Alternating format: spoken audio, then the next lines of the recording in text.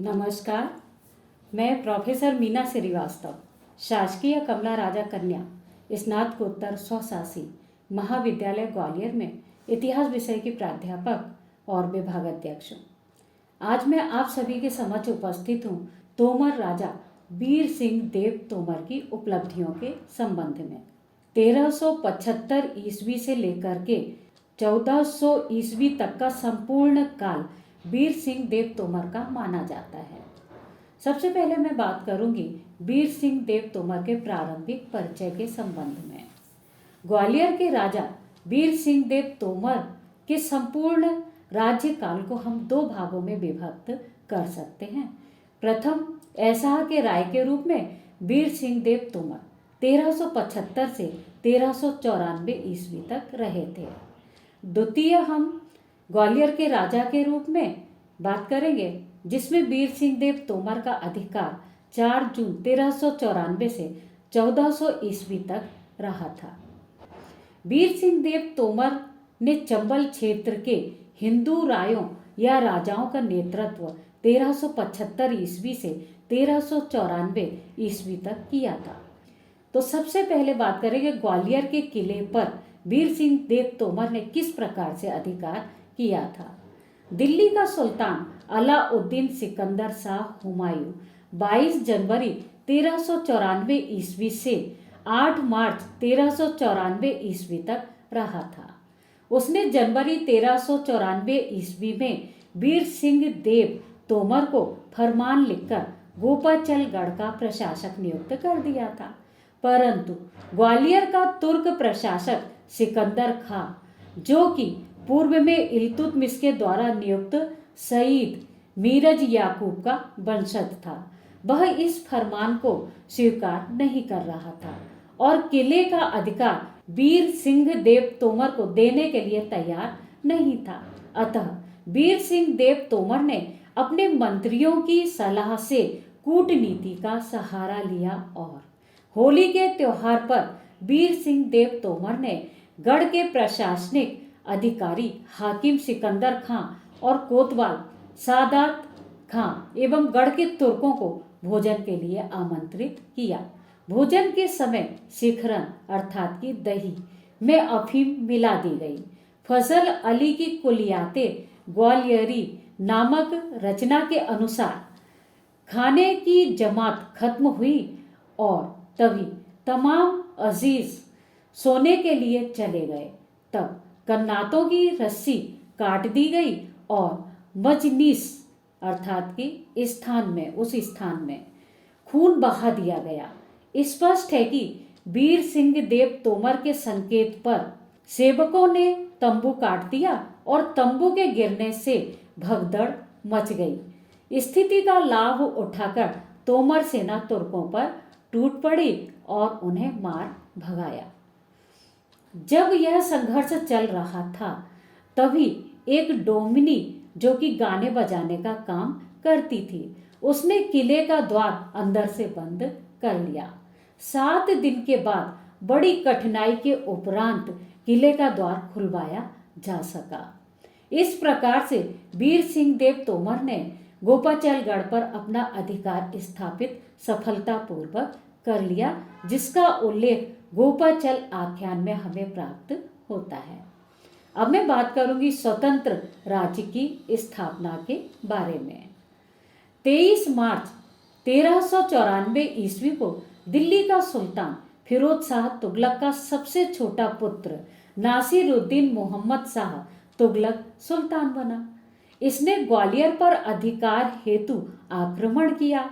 वीर सिंह देव तोमर ने इसे पराजित किया, जिसका उल्लेख ग्वालियर गढ़ के गंगोला ताल के आषाढ़ शुक्ल 5 विक्रम संवत 1338 के अभिलेख में प्राप्त होता है, जो कि इस प्रकार से है।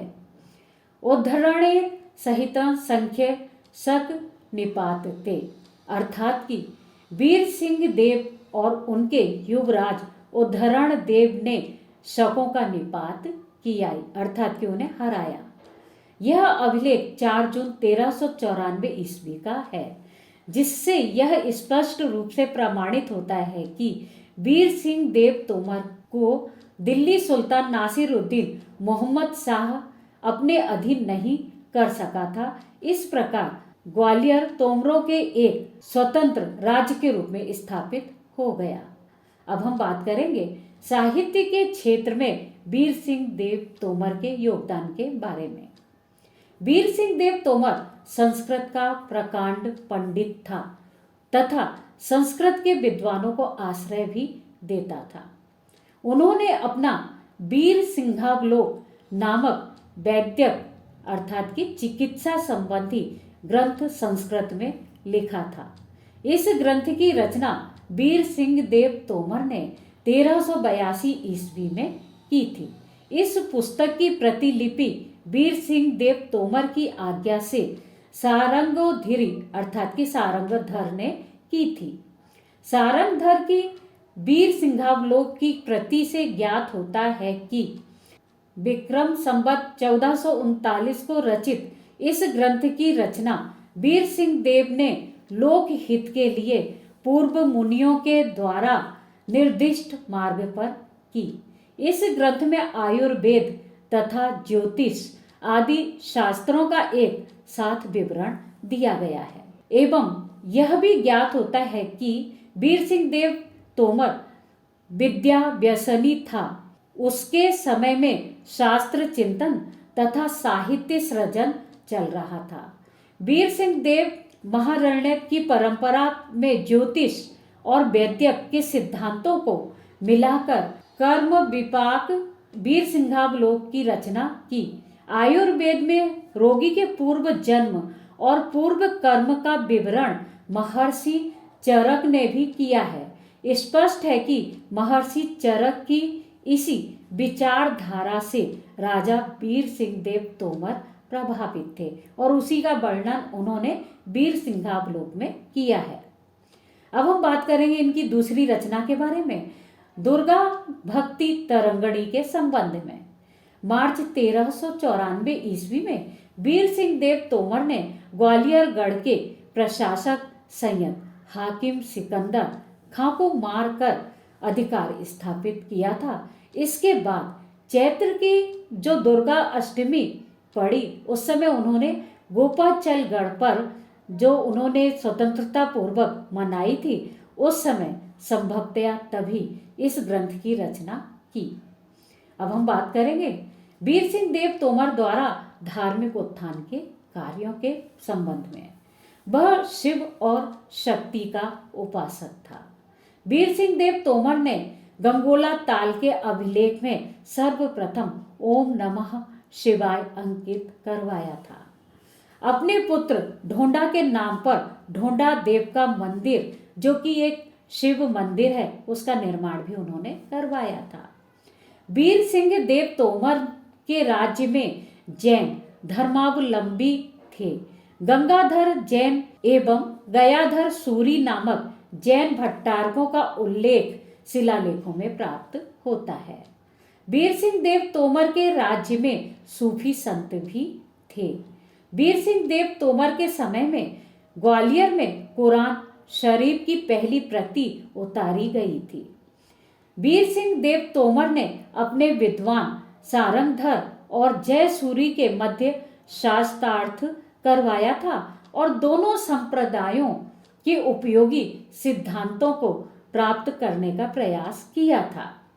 अब हम बात करेंगे संगीत के विकास के बारे में, उन्होंने क्या कार्य किए थे। वीर सिंह देव तोमर के राज्य में संगीत कला का विकास आरंभ हो गया था। वीर सिंह देव तोमर के राज्य में दक्षिण से संगीतकार ग्वालियर आए थे। दामोदर नामक संगीतकार ने संगीत दर्पण नामक और रागनियों को मूर्त रूपों में प्रतिष्ठित किया था। वीर सिंह देव तोमर ने वास्तु निर्माण के संबंध में जो कार्य किए थे उसके बारे में अब हम आपसे बात करेंगे। लक्ष्मण पौर का निर्माण। ग्वालियर द्वार से किले पर जाने के मार्ग में चौथा द्वार लक्ष्मण पौर के नाम से जाना जाता है। लक्ष्मण राजा वीर सिंह देव का पुत्र था और राजकुमार था उनका। लक्ष्मण को वीर गति प्राप्त हुई थी और उसकी स्मृति को चिर स्थायी बनाने के लिए वीर सिंह देव तोमर ने लक्ष्मण पौर का निर्माण करवाया था। अब हम बात करेंगे ढोंडा द्वार के संबंध में। वीर सिंह देव तोमर का एक और पुत्र का नाम ढोंडा था या ढोला शाह था। तत्कालीन किसी युद्ध में वीर सिंह देव तोमर ने ढोंडा द्वार की दिशा की ओर से किए गए आक्रमण की प्रतिरक्षा का भार अपने पुत्र ढोंडा को सौंपा था। संभवतः युद्ध में ढोंडा वीर गति को प्राप्त हुआ होगा और उसकी स्मृति को चिर स्थायी बनाने के लिए उन्होंने इस द्वार का निर्माण अपने पुत्र के नाम पर करवाया। यहाँ पर शिव मंदिर उन्होंने बनवाया है। अब हम बात करेंगे मूल्यांकन एवं निष्कर्ष की। राजा वीर सिंह देव तोमर की मृत्यु 27 जून 1400 ईस्वी को हुई थी। वह एक वीर योद्धा थे और इसी कारण सुल्तानों से संघर्ष में सफल भी हुए और तत्कालीन चंबल क्षेत्र के राजाओं का नेतृत्व भी उन्होंने कुशलता पूर्वक किया था। साहित्य के विकास में स्वयं भी उन्होंने कई रचनाएं लिखी और विद्वानों को राजाश्रय भी प्रदान उन्होंने किया था। साहित्य की उन्नति जैसा महत्वपूर्ण अविस्मरणीय योगदान उनका हमेशा याद किया जाएगा। वीर सिंह देव तोमर ने धार्मिक समन्वय स्थापित किया था। वास्तु निर्माण के कार्य भी उन्होंने किए थे। संगीत के आचार्यों को राजाश्रय उन्होंने प्रदान किया था। तोमर रूपी सरोज विकसित करने वाले वीर सिंह जितने रणकुशल और नीति कुशल थे, उससे भी बड़े वे विद्वान और विद्वानों के आश्रयदाता थे। धन्यवाद।